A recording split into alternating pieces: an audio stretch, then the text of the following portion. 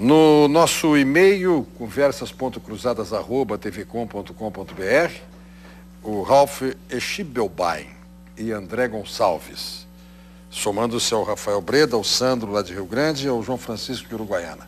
O Twitter, @Conversa Cruzada, e ainda o meu Twitter, @RS Cláudio Brito, e mais dos vereadores, os assessores, as assessoras estão aqui e trazem no intervalo os tablets todos fervilhando. Olha aqui, ó. Laura Azevedo.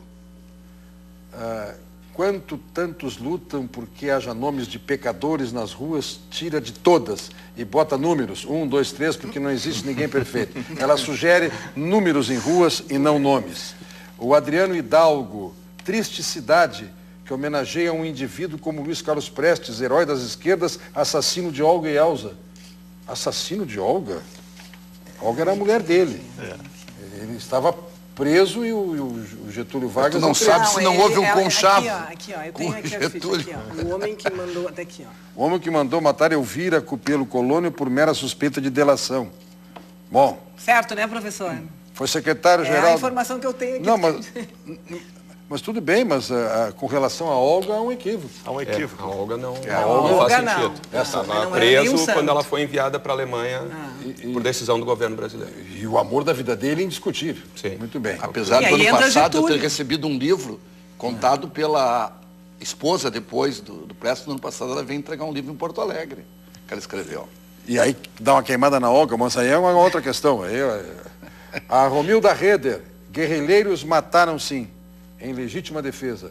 Aliás, foi em legítima defesa que se criou a guerrilha contra a repressão. Agora vem aqui Léo _A. Muito bem. Cláudio Brito, comparar terrorismo de Estado praticado pelos militares com a resistência dos civis, ou é ignorância ou é falta de caráter? Nenhuma coisa nem outra. Eu tenho caráter e não sou ignorante. Veja bem, e sofri na carne, meu amigo. Aqui, nesta sala onde eu estou, eu recebi ordem de não divulgar, como todo jornalismo recebeu, está proibido de ordem do senhor superintendente da Polícia Federal divulgar qualquer notícia sobre a bomba que estourou hoje no Citibank na rua 7 de setembro. Esta ordem veio para a nossa redação na década de 70, comecinho da década de 70, ao meio-dia, proibindo que divulgássemos a notícia de uma bomba que teria estourado. A bomba só estourou às 3 da tarde. Quem proibiu a divulgação sabia bem mais do que nós que uma bomba iria estourar. E quem proibia era o poder. O Rui Falcão, hoje presidente do PT, meu querido Léo, Léo _A, Rui Falcão era meu colega de redação no jornal Notícias Populares. Tocou o telefone, ele atendeu, largou o telefone sobre a mesa, me entregou a chave do seu carro na Barão de Limeira, 401, segundo andar, redação do Notícias Populares. E disse assim, cuida do carro. E foi ao mundo. 5 minutos depois entrou o exército na redação do Notícias Populares. Um Fusca cor de chocolate ficou na Barão de Limeira 1 ano. Ninguém ia querer tirar aquele carro tinha campana. E o Rui Falcão depois foi aparecer aqui no Rio Grande do Sul, como Frei Beto, meu colega de redação, apareceu aqui cuidado pelos jesuítas. Sei tudo isso e mais que a antiga musa canta. Certo? E um pouquinho mais que o Eclesiastes. O senhor, Léo, me interpretou mal. Eu até fico satisfeito com algo. O senhor me interpretou tão mal que eu dizendo A e B, o senhor só ouviu A. A minha posição é de que tanto o torturador como o torturado merecem monumentos, merecem ruas, de acordo com o momento histórico, com a cultura do momento e como aqui o professor está dividindo comigo, com placas elucidativas.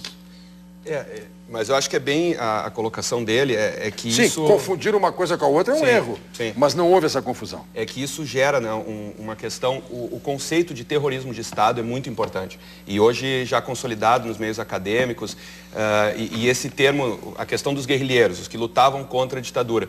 O termo terrorista, subversivos... Sobrou para ti. O Adriano Hidalgo. Triste dia onde professores de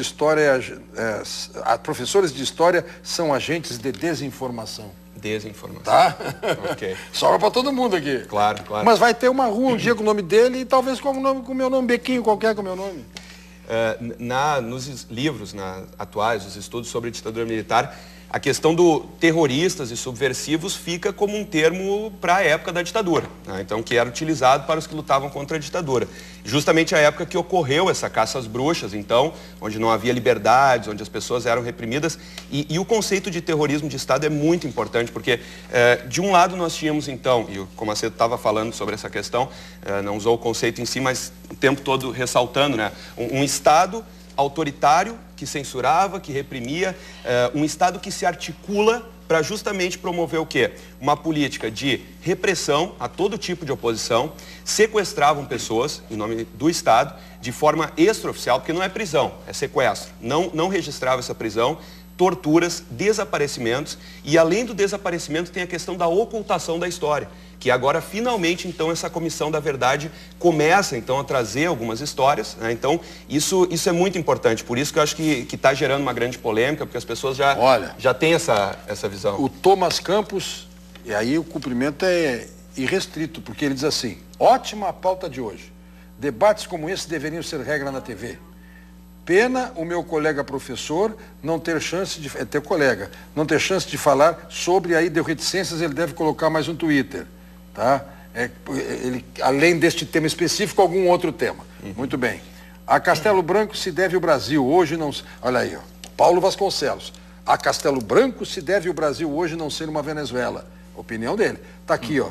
Tá aqui, ó. O Thomas Campos gostaria que o professor, teu colega, falasse sobre a homenagem da Assembleia a Vargas e Jango, aquilo que ele referiu antes, em 180 anos de história do nosso parlamento, quantos tropeços, quantas ameaças, inclusive de Vargas e Jango.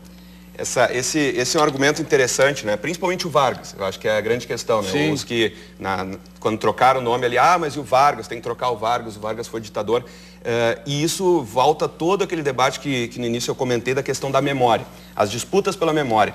Memória coletiva, qual é a visão hoje no Brasil, por exemplo, da ditadura militar, na memória coletiva? Acredito que hoje em dia é uma visão mais negativa sobre esse período, devido à questão dos relatórios, das torturas, tudo que apareceu, questões econômicas também, enfim. E se a gente pega e compara com Getúlio Vargas, aí tu vê que tem toda uma outra polêmica.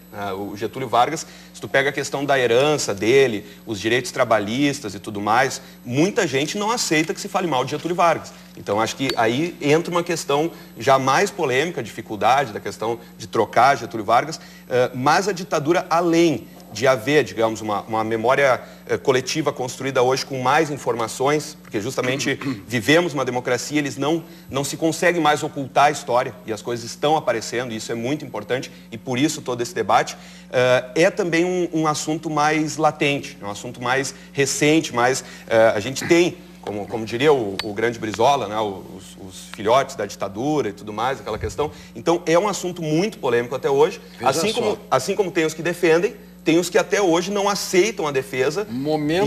São momentos. Leonel de Moura Brizola, a quem admiro e respeito, certo? E conheço muitas pessoas que dizem, ele vive ainda, hein? É mentira que tenha morrido. Pois bem, Leonel de Moura Brizola, correto?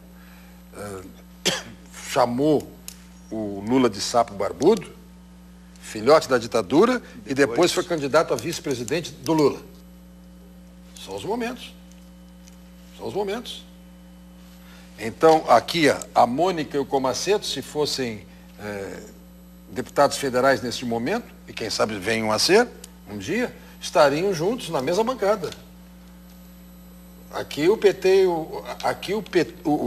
é o que eu chamo... Quer dizer que o PP de lá participa do governo. Mas eu quero só te deixar claro uma coisa. Só tem um PP, um PT. Muito bem, os partidos são nacionais. É importante dizer para o telespectador que eu tanto discordo de muitas coisas no partido, tá? Que inclusive fico sem apoio, na grande maioria das vezes. Eu não consigo chegar a uma assembleia, não consigo chegar a ser deputado federal, porque quem não reza a cartilha, né? Não consegue. Eu quero dizer que eu fui a Brasília com 10 ou 12 pessoas para impedir a tentativa, no sonho de impedir a reeleição do atual presidente do PP, porque ele está denunciado nesse esquema de corrupção. Levamos uma moção pedindo para que as pessoas denunciadas não fizessem parte. Então, só para deixar claro que olha aqui, eu não concordo. O Thomas Campos reitera a sua condição de professor, teu colega, agradece muito, agradece o espaço e diz assim, as leis trabalhistas de Vargas são baseadas nas leis trabalhistas do Mussolini. É verdade, o Brasil flertava com o eixo às vésperas de ingressar na guerra com a FEB e com os aliados. É verdade. Certo? O afundamento de alguns navios aqui que forçaram o Brasil a mudar de posição. Muito bem. E que bom que a Mariana fez as pazes comigo. A Mariana Prestes diz assim, ó, Cláudio Brito, há muitas coisas envolvidas por trás da história. O debate está indo bem, obrigada por ouvir a todos, e ainda botou um rostinho ali. Pena que eu não consigo fazer o emparelhamento. Bacana. As pessoas devem estar dizendo, mas vem cá, mas que coisa antiga ficar aí na telinha e não mostrar para nós.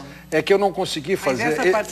Esse equipamento aqui é meu, pessoal, e ele não tem emparelhamento com o switch, com o master, para ir para a tela, certo?